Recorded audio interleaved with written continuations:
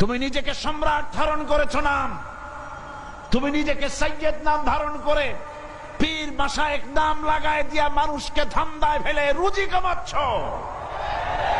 আল্লাহ পাক বলছেন মোমেনকে উদখুলু ফিস সিলমে কাফ, 16 আনা দাখিল হও। আমাকে যখন মেনেছো আমার সামনে মাথা নত করে দাও, কারো কাছে কিছু চাইও না। চাইবা কার কাছে? চিল্লায় কোন? আল্লাহর কাছে চাও। তিনি কি তোমাকে দিতে অক্ষম? বলেন তিনি কি অক্ষম? যদি অক্ষম না হন তাহলে আপনারা মাজারে যান কেন? মাজারগুলিতে আমার দেশের লোকেরাই মাজারগুলি ব্যবসা বাজায়, ব্যবসা বড় করে দিয়েছে, ঠিক কিনা? ঠিক কিনা? মাজারের ব্যবসা আর তথাকথিত বিদআতপন্থী লোকেদের ব্যবসা। নিজেকে কেউ তো নিজেকে পীর বানিয়েছে বড় রকমের। সব পীরের আমি কিন্তু সমালোচনা করি না, আমার দেশে হক্কানি পীরেরা নিশ্চয়ই আছে। কারণ আলহামদুলিল্লাহ, বলেন আলহামদুলিল্লাহ।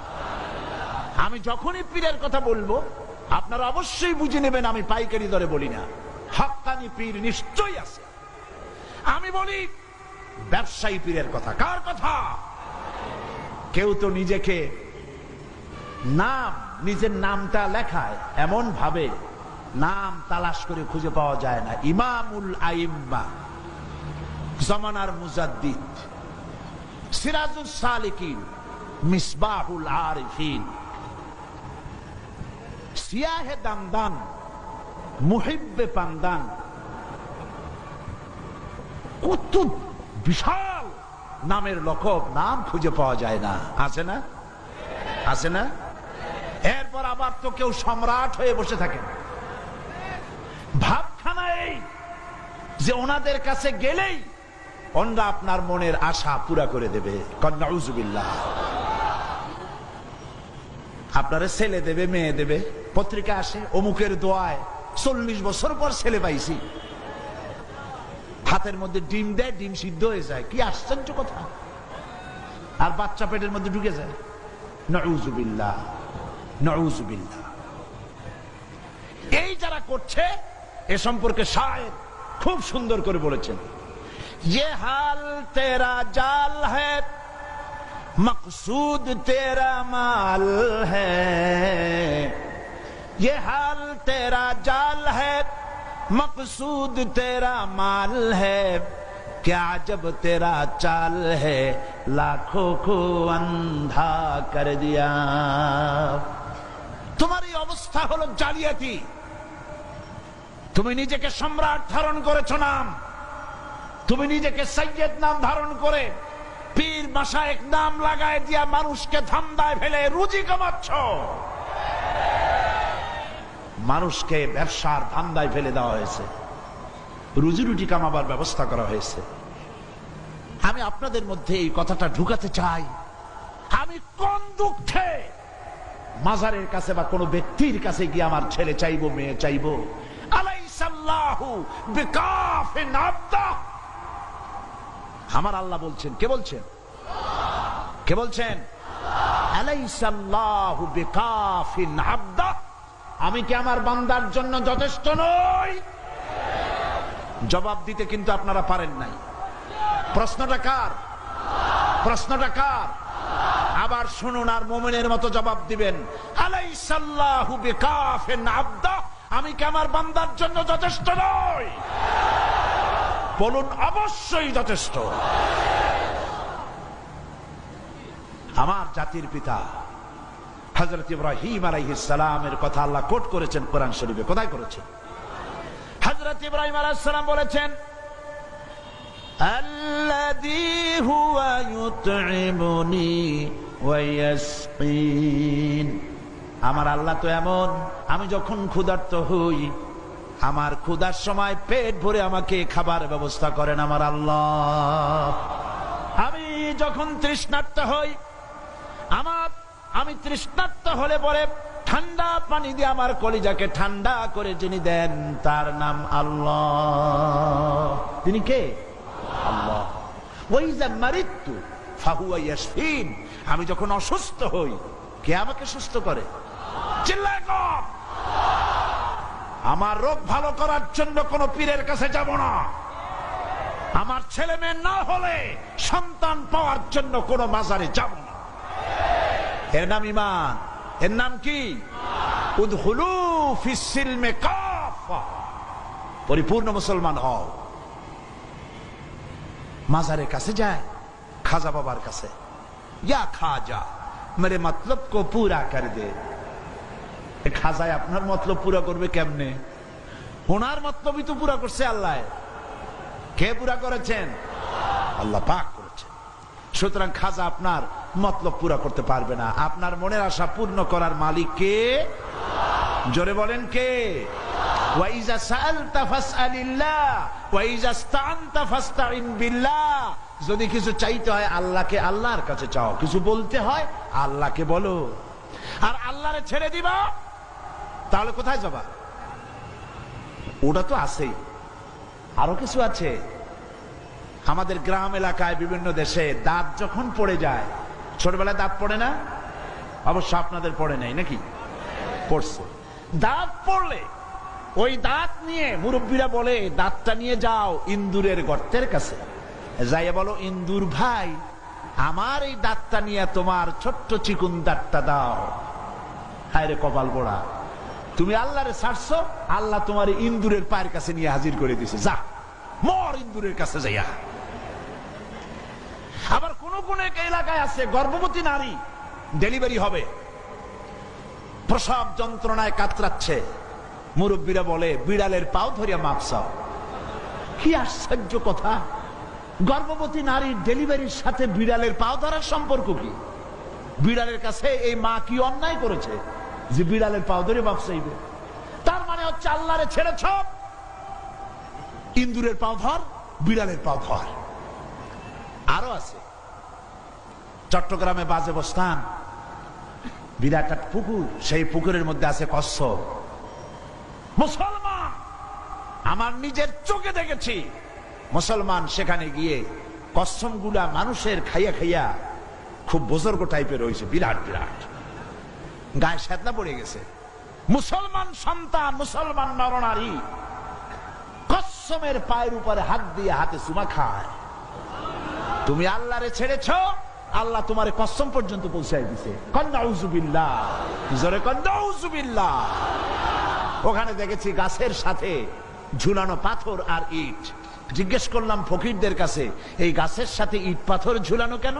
কয় যে এটা হচ্ছে যে সমস্ত মেয়েদের বাচ্চা হয় না, বিবাহ হয়েছে 10 বছর 12 বছর হয়ে গেছে, সেই সব হতাশাগ্রস্ত মা বাবা এখানে আসে, মেয়েরা নিজ হাতে এই পাথরগুলো ঝুলায় রাখে, ধারণা এই পাথর এখানে ঝুলতে ঝুলতে একদিন তার নিজের পেট ভারী হতে হতে বাচ্চা হয়ে যাবে।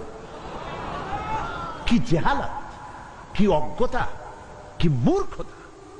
গাছের সাথে ঝুলানো পাথরের সাথে মায়ের পেটের ভিতরে সন্তান আসবে, কি অজ্ঞতা, কি মূর্খতা, কি জেহালাত! তুমি আল্লাহরে ছেড়েছো, আল্লাহ তোমার ইন্দুরের গর্ত পর্যন্ত পৌঁছাই দিছে। তুমি সারা দুনিয়াকে লাথি মারো, আল্লাহর দিকে চলে যাও, দুনিয়া তোমার পায়ে চুমা খাবে। সুবহানাল্লাহ কও। আল্লাহর কাছে যাও, আল্লাহর কাছে যাও। ওয়াইজা সাআলতা ফাসআলিল্লাহ, কিছু চাইলে আল্লাহর কাছে চাইবে, কিছু বললে আল্লাহর কাছে বলবে। আমার দেশে বহুত মাজার আছে, এই মাজারগুলি দিয়ে ব্যবসা করা হয়। মাজারের চতুর্দিকে লোক বসে থাকে, কি সব লোক, মাথায় বিরাট জট, গায়ে সালার চট, আরো আছে লোহার শিকল, আছে না? গাঁজা খায়। কয় খাজা বাবা গাঁজা খাবা, গাঁজা না খাইলে তুমি কোন ডাইলের বাবা? নাউযুবিল্লাহ। এমন মাজারও আছে বাংলাদেশে যেই মাজার গুলিতে মুদ্দারি নাই, সাইনবোর্ড লাগানো হয়েছে হযরত পথিক শাহ রহমাতুল্লাহ আলাইহির মাজার। কোন পথিক কবে মরছে আল্লাহই জানে। আপনারা আমার কথা বিশ্বাস করুন, চট্টগ্রামের কুমিরা সীতাকুণ্ডের পাশে যাওয়ার সময় দেখেন কুমিরা হাই স্কুল, রাস্তার ধারেই একটা কবর, বিরাট সাইনবোর্ড, হযরত ডাল চাইল রহমাতুল্লাহ আলাইহির মাজার। দেখেন আপনারা, যাওয়ার সময় বাম দিকে পড়বে, আসার সময় ডান দিকে পড়বে। আমি সেখানে মাহফিল করছিলাম, বললাম আপনারা খালি ডাইলি চালু খিচুড়ি খান, এবার আরেকটা মাজার বানায়া সেখানে সাইনবোর্ড লাগান, হযরত মাছ তরকারি গোশত রহমাতুল্লাহ আলাইহির মাজার, তাহলে কিছুটা রুচির পরিবর্তন হইব। হাজি, মাজারে কিছু চাওয়ার নাই, মাজারে কিছু দেওয়ার আছে। কি দিবেন? টাকা?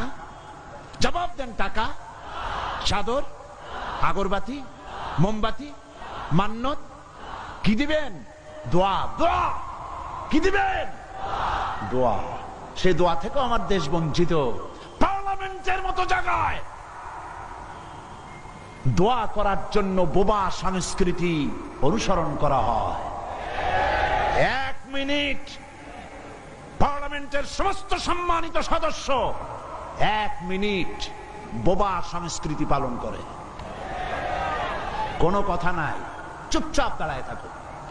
এই সংস্কৃতি আমার নয়, এই সংস্কৃতি হিন্দুর, এই সংস্কৃতি কাফেরের, এই সংস্কৃতি মুশরিকের।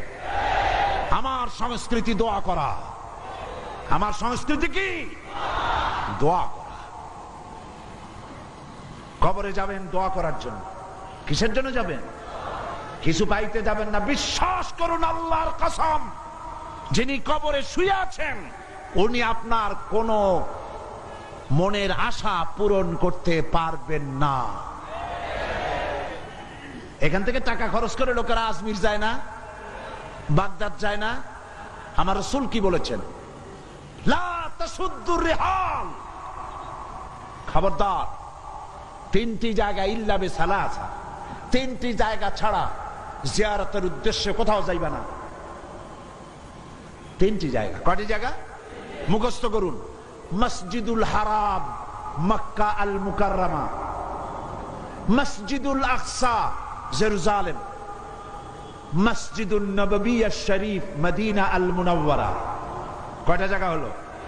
আমার রাসূল বলেছেন এই 3টা জায়গায় পয়সা খরচ করে যাইও জিয়ারত করার জন্য। আজকে জিয়ারত করার জন্য আপনি গেলেন আজমির, বাগদাদ, টাকা খরচ করে। সেখানে কি আপনি কি বললেন? খাজা বাবা, আমার দোকানে ব্যবসা খুব কম, আমার যাতে ব্যবসা হয়, আমার ছেলে নাই মেয়ে নাই। আপনি বলতেছেন বাংলায়, কিসে বলতেছেন? খাজা মঈনুদ্দিন চিশতি রহমাতুল্লাহ আলাইহি আল্লাহর মাহবুব বান্দা, ঠিক কিনা? আল্লাহর ওলি, আল্লাহর বুজুর্গ, মুজাহিদ। তার ভাষা কি? আরবি ছিল। তো উনি কি করে আপনার বাংলা বুঝবেন? কেউ গেছে পাকিস্তান থেকে, সে পাঞ্জাবিতে দোয়া করতেছে, কেউ সিন্ধি ভাষায় দোয়া করছে, কেউ উর্দুতে দোয়া করছে, কেউ মারাঠা ভাষায় দোয়া করছে, কেউ বাংলায় করছে, কেউ ইংরেজিতে করছে, কেউ উর্দুতে করছে। এতগুলি ভাষা কি তিনি বুঝবেন? আর তিনি কি ওখানে আছেন যে শুনছেন? এর কোনো গ্যারান্টি আছে? বলেন আছে? তাহলে আজমিরে কেন, বাগদাদে কেন, মাজারে কেন? সমস্ত ভাষা যিনি সৃষ্টি করেছেন তার কাছে বলুন, রাত দিন 24 ঘন্টা তিনি আপনার ফরিয়াদ শোনেন। সুবহানাল্লাহ। তিনি দেওয়ার জন্য প্রস্তুত। শায়ের বলেছেন, হর হমেশা দেনে কো তৈয়ার হ্যায়, हर हमेशा देने को वो तैयार है, जो न मांगे उससे वो बेजार है। সব সময়ের জন্য দিতে প্রস্তুত কে? কে? যে চায় না আল্লাহ তার উপরে নারাজ হয়ে যান। চাইবেন কার কাছে? আল্লাহর কাছে। তবে মনে রাখবেন, চাইলেই শিরক হয় না। আপনি যদি আপনার বন্ধুর কাছে 50,000 টাকা ধার চান, এটা অবশ্যই শিরক না। শিরক কি? শিরক হলো অদৃশ্যের কাছে কিছু পাবার আশায় কিছু চাওয়া। এটার নাম আল্লাহ ছাড়া অন্যের কাছে চাওয়া। এটার নাম কি? বলেন সবাই। শিরক। এই জন্য মাজারে চাদর দেওয়া যাবে না, আগরবাতি দেওয়া যাবে না, মোমবাতি দেওয়া যাবে না, গোলাপ পানি দেওয়া যাবে না, মান্নত করা যাবে না। মান্নত হবে কেবলমাত্র কার নামে? কার নামে? আর সে মান্নত পাবে কারা? মসজিদ নয়, মাদ্রাসা নয়। মান্নত পাবে গরিবরা, মান্নত পাবে এতিমখানা, মান্নত পাবে যে মাদ্রাসার লিল্লা বোর্ডিং আছে তারা। কথা বুঝে আসছে? কথা বুঝে আসছে? কবরে চাদর দেওয়াই যদি জায়েজ হতো, তাহলে রাসূলুল্লাহর কবরে এই রকমের সুতা দিয়া বুনানো চাদর দেওয়া হতো না। উম্মতেরা নিজের বুক ফেড়ে কলিজা বার করে রাসূলুল্লাহর কবরে চাদর পরায় দিত।